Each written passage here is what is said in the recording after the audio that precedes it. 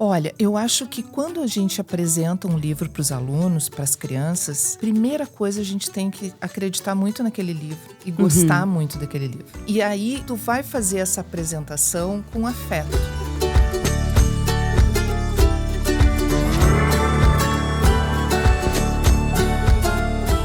Começa agora Letrando, o podcast produzido pela plataforma de leitura Elefante Letrado. Neste episódio, Sheila von Tobel, jornalista e fundadora do Elefante Letrado, conversa com a editora de conteúdo da plataforma, Elaine Maritza.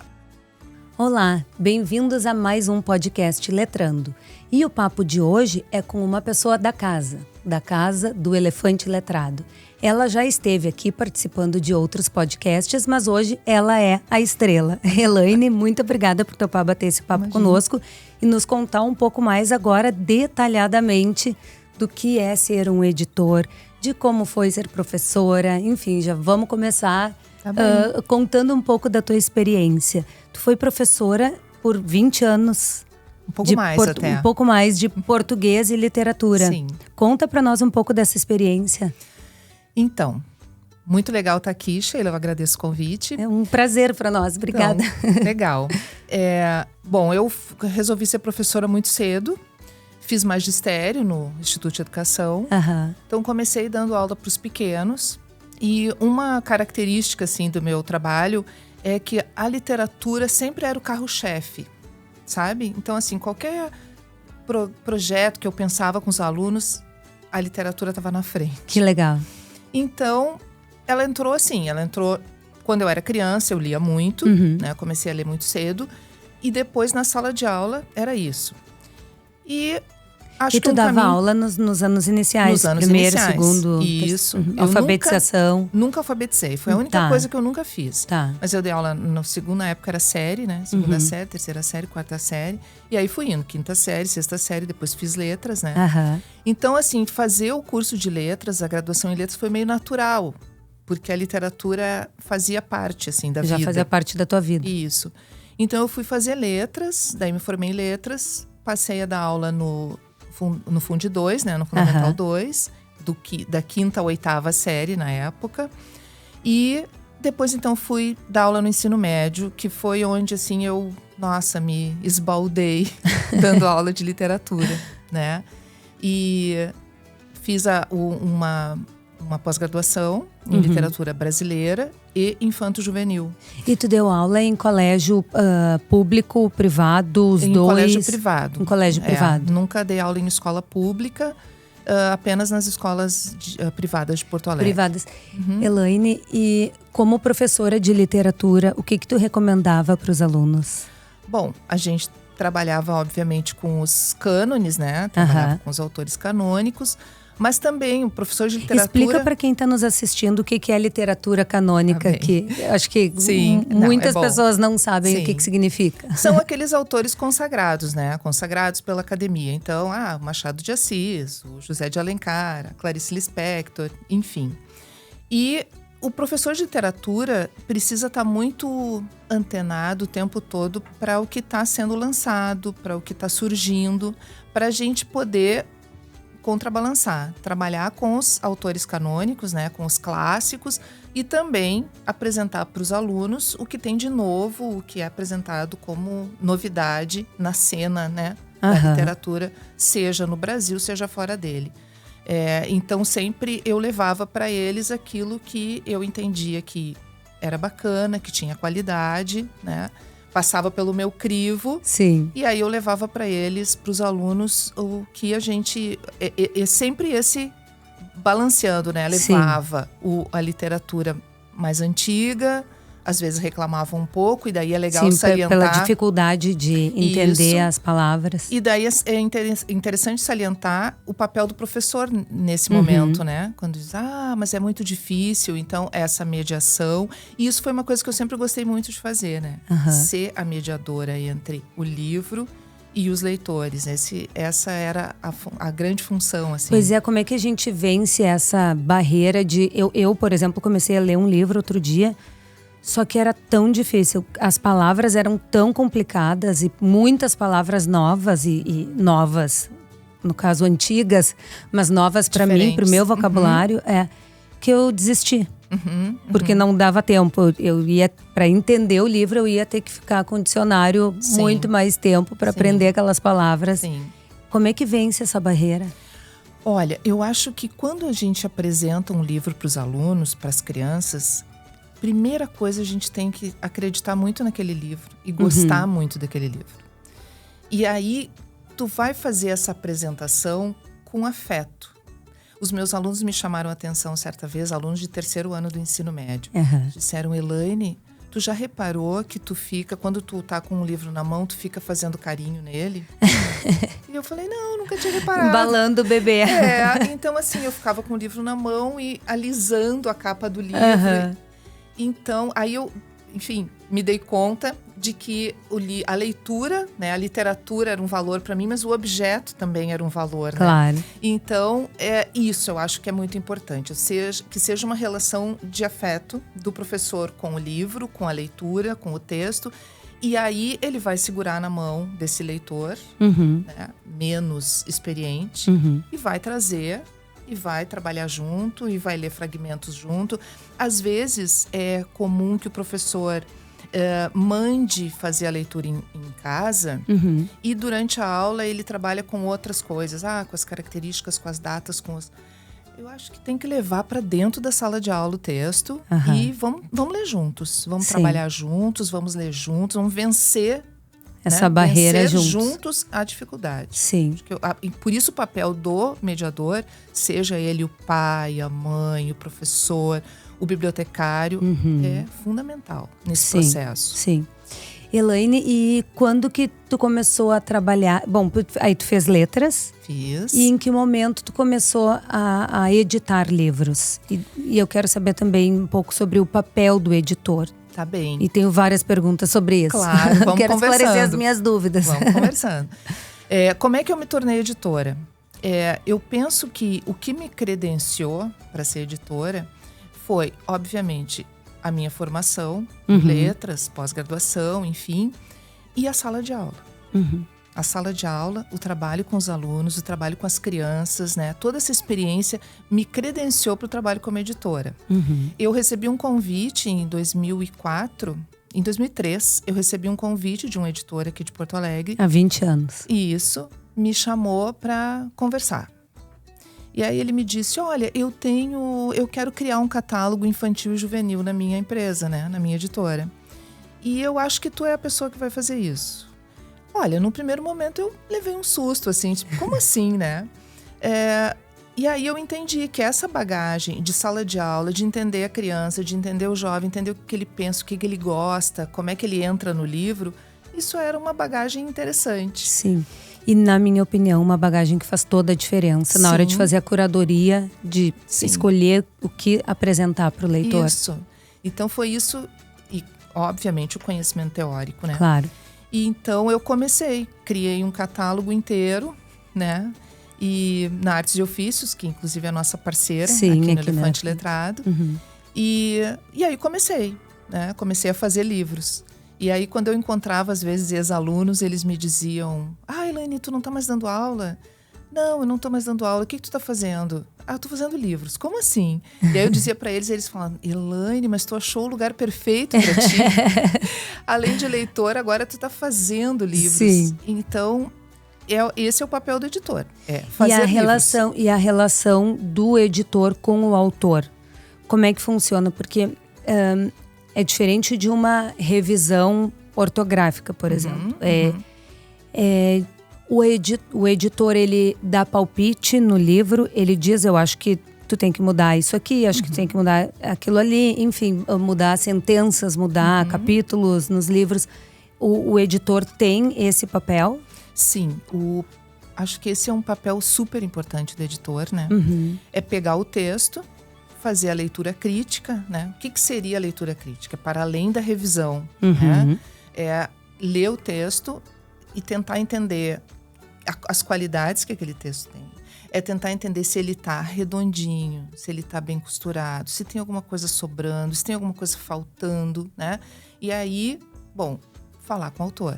Né? Então, eu vou te dizer que eu nunca tive problemas, assim, sabe? De sentar com o autor e dizer, olha, quem sabe mexe aqui, quem sabe corta aqui. Esse final tá sobrando, acho que o texto pode terminar aqui, isso aqui tá sobrando, deixa pro leitor. Sim, e é um momento delicado, né? Porque o livro é um filho do autor. Sim, né? Ele escreveu aquele texto, ele acredita naquele texto. Sim. Então, é um momento delicado que a gente precisa fazer com delicadeza, obviamente. Sim, e que tu tem toda para fazer. Imagina. E aí, assim, bom, também com conhecimento teórico, né? De poder dizer, olha, aqui, isso aqui tá sobrando, quem sabe deixa pro leitor, estamos falando demais aqui, enfim. E aí a gente propõe os cortes. Às vezes a gente propõe... Aconteceu com um escritor, eu não vou citar nomes, mas um escritor bem importante aqui da nossa cena do Rio Grande do Sul. E ele tinha um final no livro. E eu fiz uma leitura crítica do romance. E aí fiz a devolução. E aí ele me mandou um WhatsApp, disse assim, mas e o final? Eu quero que tu me fale mais sobre o final do romance. E aí eu voltei lá pro final e pensei, nossa, esse final me incomoda.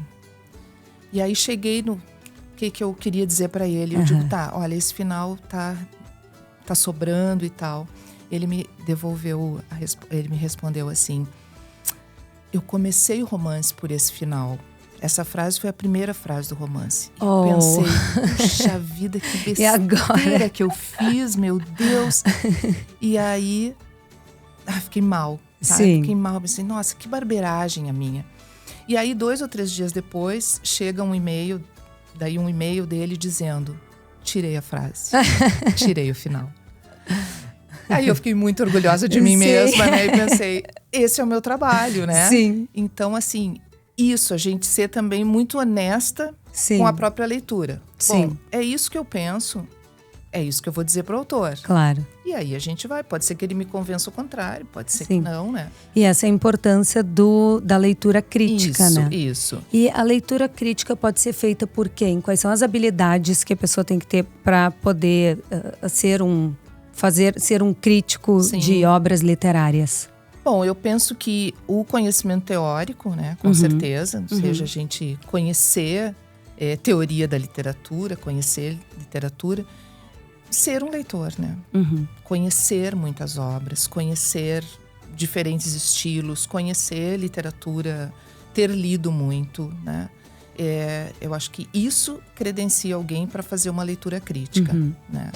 E falando nisso, qual é a importância de trazer diversos gêneros textuais para o leitor? Isso é bem importante, né? Tanto na escola quanto oferecer para as crianças em casa, né? Quanto mais diverso for esse universo que a criança vai penetrar e o jovem nos livros, mais ele, eu acho que aumentam as chances dele encontrar aquilo que ele gosta. Sim. Né?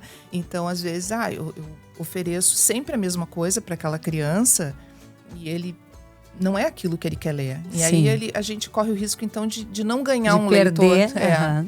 Né? Agora, se apresentamos... Fazendo uma relação com frutas. Se apresentar banana, laranja, melão, melancia... Não precisa gostar de todas. Não precisa gostar de todas, mas se gostar de uma, é um caminho. Exato. Gênero literário é a mesma coisa. Isso. Às vezes alguém fala assim, eu gostaria tanto de ler mais e tal, mas eu não... Mas vai procurando o teu gênero. O não gosto de ler tem muito a ver com não ter encontrado ainda o gênero. O seu livro. A Marina Colasanti, num livro dela, chamado Fragatas para Terras Distantes, ela conta uma história da filha, que a filha não gostava de ler, e um dia encontrou o livro. E aí ela diz, o leitor, a pessoa se torna leitora quando ela encontra um grande livro. E esse grande livro não precisa ser um cânone, um clássico, um texto aclamado, um livro aclamado pela crítica, mas o teu grande livro. Claro. Aquele que te puxa para dentro dele e que a partir dali tu diz, nossa, eu quero repetir essa experiência. E aí tu vai para um novo livro, né, para repetir aquela experiência. Então, esse é o teu grande livro. Sim. Né? E a gente estava falando do trabalho do editor, né? Depois da leitura crítica, né? O que a gente faz? Então, estando aprovado o texto, chegamos na versão final. É isso. Aí o trabalho do editor, E aí vamos falar do meu trabalho aqui no Elefante, que é um trabalho voltado para criança. Os livros são voltados para criança, Sim. né? Então nós vamos buscar um ilustrador, porque Que tem um papel fundamental, né? nesse segmento, né? Então o editor é aquela pessoa que vai pensar. E não é só buscar um ilustrador, mas é pensar que ilustrador, que traço, que técnica casam com esse texto aqui. Porque às vezes não é um texto que vai combinar com uma aquarela. Talvez aquele texto combine mais com uma colagem, né? Combine mais com um traço mais forte. Então é isso, é tentar pensar aqui quem ficaria Quem se encaixa melhor. Bom, aí a gente chama um ilustrador, a gente chama um designer que vai fazer o projeto gráfico, a gente manda para um revisor, aí sim, para revisar ortografia, gramática, etc., para ficar um texto super correto. E o editor é aquele que vai orquestrando esse processo, né? Então, ele manda para um, ele volta para ele revisa, ele manda para outro, volta para ele revisa, até que, no final, a gente tem lindamente, né, aquele objeto, que tanto pode ser um livro impresso, que aí tem o processo de gráfica, né? Ou digital, que é o nosso caso. A gente olhar na tela, né? Sim. E dizer, uau, né? Sim. Que bacana, é isso. Então, o editor é essa figura que pega lá um arquivo em Word, né? E aí, depois de todo o processo, ele tem o EPUB, uma obra pronta. Ou um livro impresso, enfim, né? Sim. E o editor, eu costumo dizer que ele é alguém que, depois que está pronto o livro, ele sai de cena, né? Então, as pessoas dificilmente vão olhar quem foi que editou esse livro, a menos que tenha um problema. Então eu digo, o editor é aquele que vai aparecer se tem problema, como o revisor, né? Aparece um erro lá no livro, quem foi que revisou? Se tá tudo certinho, ninguém lembra do revisor. Sim. Então nós, e nem do editor. Então é esse trabalho que ele é super bacana, de viver o processo. Eu adoro viver o processo de edição, né? Sim. Mas eu e tu acha que deveria ser assim mesmo, como é? Ou o editor, o revisor poderiam ter um destaque um pouco maior no cenário? Eu acho que tem uma coisa que... Eu acho que quem é mais do mundo, assim, do livro, né? Vai lá na página de créditos. Sim. Né? Vai lá na página de créditos olhar e tal. Sim, eu sou autor, adorei esse livro, deixa eu ver quem editou. Então tenho um interesse e um conhecimento a mais para ir atrás. Geralmente no lançamento do livro, o editor tem também o seu lugar seu ali, momento, né? O seu momento. Mas é isso, assim, o editor é essa figura que, se tudo tá bom, ele ficou lá em segundo plano, né? Sim. Elaine, e no nosso caso, trazendo um pouco para o Elefante Letrado, aqui nós temos livros de diversas editoras e tu faz essa curadoria para ver o que a gente vai apresentar, né, para os nossos leitores. E nós temos também uma parte de fazer os nossos livros. Então a gente tem parcerias com alguns autores que escrevem e aí tu analisa se quer ou não quer aquela obra e ajuda a fazer todo esse processo de ilustração, de fazer toda a edição do livro para subir na plataforma.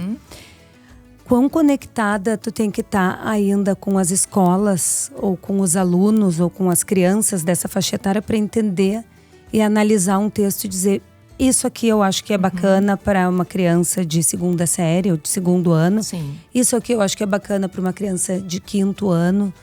Eu te pergunto isso porque eu vejo que às vezes tem pessoas que não estão conectadas com as crianças, que não tem nada a ver com o mundo das crianças, mas que escrevem para crianças, já sendo adultas e vivendo outra fase da vida. Então, o quanto isso pesa, estar conectado com as crianças e escrever mais conectado com o mundo delas, ou simplesmente... Estou escrevendo porque eu quero escrever. Quem quiser ler e tiver interesse, ok. Quem não tiver, faz parte. Olha, essa tua pergunta ela é bem interessante, Sheila, porque escrever para crianças, né? Às vezes pode parecer aquele texto tão curtinho, né? Tão pequenininho, tão fácil. Só que não é bem assim. Então, essa questão que tu traz, assim, ó, de estar conectado com a infância. Muitas vezes o adulto escreve como alguém que sabe para uma criança que não sabe nada. Uhum. Então, fica essa coisa assimétrica total, assim, daquele adulto, eu tô aqui no meu lugar de saber tudo já, e vou ensinar essa criança que não sabe nada. Uhum. E a criança, quando ela pega o livro... E aí eu acho que esse tipo de texto, por vezes, ele é muito... Eu acho que tem muitas chances da criança rejeitar esse tipo de texto. Estão querendo me ensinar alguma coisa aqui, né? Uhum. Não é um processo consciente dela, mas Sim. isso aqui não é uma história para eu me divertir. Aham. Isso aqui é alguma coisa que estão querendo me ensinar, né? Sim. E a literatura, ela não deve servir para isso. Ela deve servir mesmo para deleite, né? Para a Sim. criança se divertir, para ser lúdica. E, ao mesmo tempo, nessa ludicidade e por uma linguagem trabalhada para chegar na criança, vão chegar outras coisas nela, né? Os temas que a gente vai trabalhar, os sentimentos que vão estar envolvidos naquela história, eles vão chegar. Só que eles vão chegar de um jeito mais eficaz, eu diria, porque eles chegam por outra via, né? Que é a via do lúdico, do divertido e acessando essa linguagem diferente que é a linguagem literária, né? Então, não é uma coisa simples de se fazer. Né?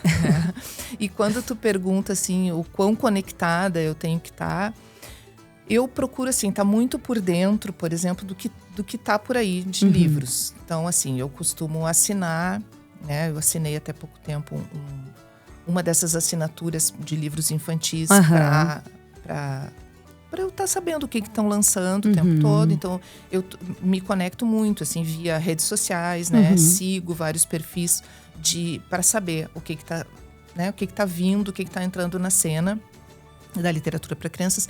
Leio muito autores que tratam da infância, né? Que tratam de literatura infantil. Acho que a gente tem que estar sempre muito, muito bem informada, né? Para conseguir fazer a curadoria, para conseguir fazer a seleção de livros, para entender que autores que são bacanas, né? Então Pois é, conexão. E tem autores que se destacam e ganham o mundo, né? E ganham muito as crianças. Harry Potter, por exemplo, ou Diário de um Banana. Eu sei que tem muitas pessoas que são contra a leitura do Diário de um Banana, por exemplo. Eu, com experiência em casa, o meu filho, as minhas filhas e o meu filho adoravam ler Diário de um Banana. Então, me explica um pouco como é que vocês, editores, enxergam essas coisas quando tem livros que talvez a literatura seja diferente do que as escolas gostariam de apresentar para os alunos, mas que conquistam muito as crianças. Olha, eu acho bem interessante, assim, eu nunca demonizei esse tipo de livro, de coleção, né? Porque é uma porta de entrada. Sim. Para as crianças lerem. Bom, se é isso que interessou... Se é o objetivo, né? Fazer ler. Exato. Então, bom, é uma porta. Eu lembro de uma vez que a minha filha mais nova, a Carolina, era adolescente, e estava lendo o Crepúsculo, que literariamente tem problemas. Mas, enfim, a linguagem, enfim. Sim. Mas ela estava alucinada com aquela leitura. E aí, imagina nós, 2 professores de literatura em casa, né? Mas comprando os livros para ela. Sim, nem falamos ainda com quem tu é casada. A gente tem que chegar lá. A gente chega lá. E aí, comprando os livros para ela e ok. Aí um dia encontrei uma professora minha, né, um nome que é a Vera Teixeira de Aguiar, um nome da literatura infantil e juvenil. E aí eu disse, e ela perguntou, e aí, tudo bem? E as gurias? E eu digo, as gurias também, eu tenho a Helena também, né? Hoje são adultas, Sim. Hoje eu sou vó. E aí eu disse, ai Vera, Carolina lendo Crepúsculo. E aí ela disse, Elaine, veja bem, o que interessa é a postura leitora. Aposto que ela anda pela casa, atirada nas poltronas pela casa, lendo. Quando tu procura por ela, onde que tá a Carolina? Ela tá lendo. E eu disse, é verdade, Vera, ela tá lendo. Então, postura leitora. Então, assim, aí chegou um dia que ela foi ler, sei lá, leu o primeiro, leu o segundo, lá no terceiro ela parou na metade. Disse, ai mãe, cansei disso aqui. E aí eu, aleluia. E aí, bom, ela foi ler outros livros, né? E Sim. aí o professor de literatura indicando, eu lembro de um dia que ela chegou em casa enlouquecida para vocês têm o Continente, mãe? Porque o professor indicou e não sei o quê, e foi o livro que fez ele ser professor de literatura e não sei o quê. Então, aí é o que eu te digo, aquele livro que vem carregado de afeto. Sim. E aí, bom, daí daqui a pouco ela estava lendo o Continente, né? Sim. Então, é isso, assim. Bom, o Diário de um Banana vai abrir essa porta da leitura literária? Bom, vamos lá, vamos ler o Diário de um Banana e depois esse leitor, ele mesmo vai fazendo a sua curadoria. Claro. E vai se tornando mais exigente. Sim, e cada um pode gostar do que quiser. Exato. Né? E, o importante é ter o hábito da leitura, Exato. né? É fazer ter essa postura. Essa postura leitora. Essa postura leitora. E como é que é ser casada com um autor? Então, autor, escritor, maravilhoso. Então, eu e o Caio Ritter nos encontramos. Ele ainda não era o Caio Ritter, escritor, né? Nós estamos juntos há mais de 30 anos. E é muito interessante, assim. Acho que a criação. A gente se achou e acompanhar, né, os processos dele, a forma como ele vai conduzindo ali a escrita, né? Como ele vai escrevendo, apresentando o texto, às vezes para mim. Quando as gurias eram mais novas, era um livro juvenil, então apresentava, né, a Helena, a mais velha, foi muito a primeira leitora dele. Então a literatura meio que virou o assunto de família, Sim. né? E é bem interessante, assim. Hoje o Caio tem uma carreira, ele tem mais de 60 livros publicados e às vezes as pessoas perguntam: Elaine, tu dá muito pitaco? Olha, bem menos do que as pessoas pensam, sabe? Nem sempre ele, né, vem... Geralmente ele me apresenta os textos. Sim. Às vezes eu dou um ou outro pitaco, mas E como mas é nem que sempre. funciona isso, você sendo marido e mulher? Como é que funciona? Daqui a pouco, sei lá, teve uma briga, não tá tão bem e foi ler um texto, tu fica um pouco mais crítica com ele em função do humor de vocês como casal, ou isso não atrapalha em nada? Não, eu acho que o humor do casal não. Mas eu sou bem exigente com ele, assim, sabe? Com os textos dele, eu aperto bastante. E já aconteceu, assim, de eu dizer, eu sugeri uma modificação e aí ele resmungar, né? Dizer, não, mas não sei o quê. Bom, então tá, eu fiz a leitura, isso agora é contigo, né? Sim. Mas ao longo do tempo eu acho que até esse processo também ficou legal, mais legal, assim. Sim. Aí ele me ouve mais. Mas não é aquilo que as pessoas olham de fora e pensam, tudo que ele escreve ele mostra pra ela, ela faz. Não é assim. Às vezes não. Às vezes o texto vai direto para uma editora. Sim. Né? E aí depois eu fico me conta um pouco dessa coleção que ele tá fazendo pro Elefante Letrado, que eu vi a ilustração outro dia e eu fiquei babando. Ficou muito bacana. Espetáculo. Sim. É a coleção Mitologia, né? A mitologia sempre foi um grande interesse do Caio, um objeto de estudo. E ele deu aula, né, na faculdade de literatura latina. E aí ele, enfim, sempre teve muito interesse, mas nunca escreveu. Nunca escreveu. E agora a NET, né, provocou o Caio lá em 2021. A NET provocou, que era a NET Baldi, que é a dona da editora Projeto e que foi editora do Elefante até durante muitos anos. Durante muitos anos, até agora há pouco. É. E a NET provocou o Caio, então. E o Caio topou fazer essa coleção. Então nós serão 15 livros ao todo, né? Dividiu lá pelos diferentes personagens. E aí, nós já temos 4 livros na plataforma. Já entraram? Já entraram 4. Que legal. 2 na letra P e 2 na Q.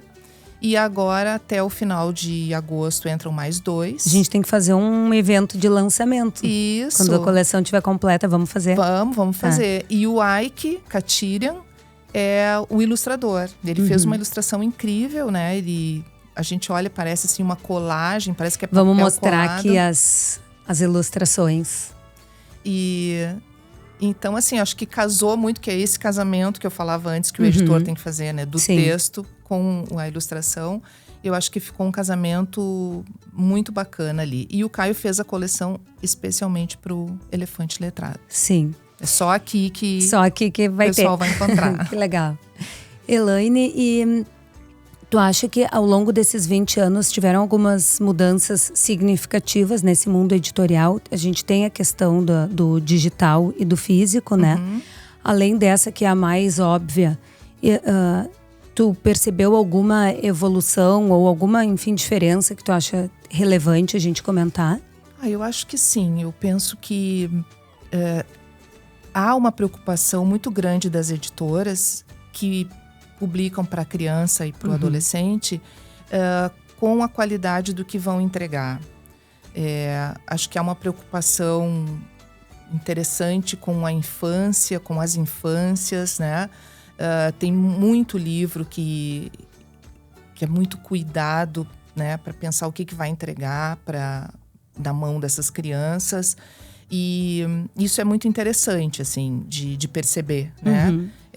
Essa preocupação. Claro que tem muito livro sem qualidade rolando por aí. Sim.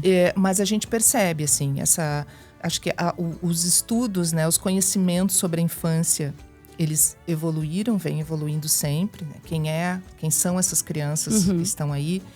E as editoras, muitas delas estão caminhando junto, assim, com essa evolução vamos dizer, dessa visão de criança que se tem, né? Sim. Que não é aquela criança que se pensava que não sabia nada, que estava ali para aprender tudo, mas é uma criança que é mais ligada, evoluída. Sim, e que acho que é um respeito, na verdade. O que eu percebo isso, assim, muito um respeito com as crianças e com os adolescentes, né? Sim. No sentido de entregar para eles alguma coisa de qualidade. Sim, mesmo. não é entregar qualquer coisa. Exato. Né? Nós tínhamos um livro lá no início do Elefante, que eu não lembro exatamente o que era, mas o texto dizia, por exemplo, sei lá, que tinham 9 animais na página, não lembro agora. E aí o meu filho contou a ilustração e disse, não, mas não tem 9. Quem desenhou errado. Então as crianças prestam atenção em absolutamente tudo. Sim. Não dá para subestimar e achar que não. É para criança. Se é para criança tá bem assim. Não é assim. Então a gente percebe assim essa preocupação. Tem muito livro bacana no mercado. Sim. E claro, o digital vem, mas ele não vem para tirar, me parece assim. Acho que são duas leituras diferentes, são duas linguagens diferentes e são duas posturas diferentes de leitor, né? Diante do texto impresso e do texto digital, né? Do livro digital, do livro impresso. E as crianças continuam lendo livros impressos, né? O importante é ler. Importante né? é ler, e exatamente. O digital jamais Sim, não é uma questão não é de para substituir. Isso. Né? Mas é uma outra linguagem, é um outro... Isso aí. Outro produto. Sim. Elaine, e a importância de dar oportunidade para novos autores, ilustradores.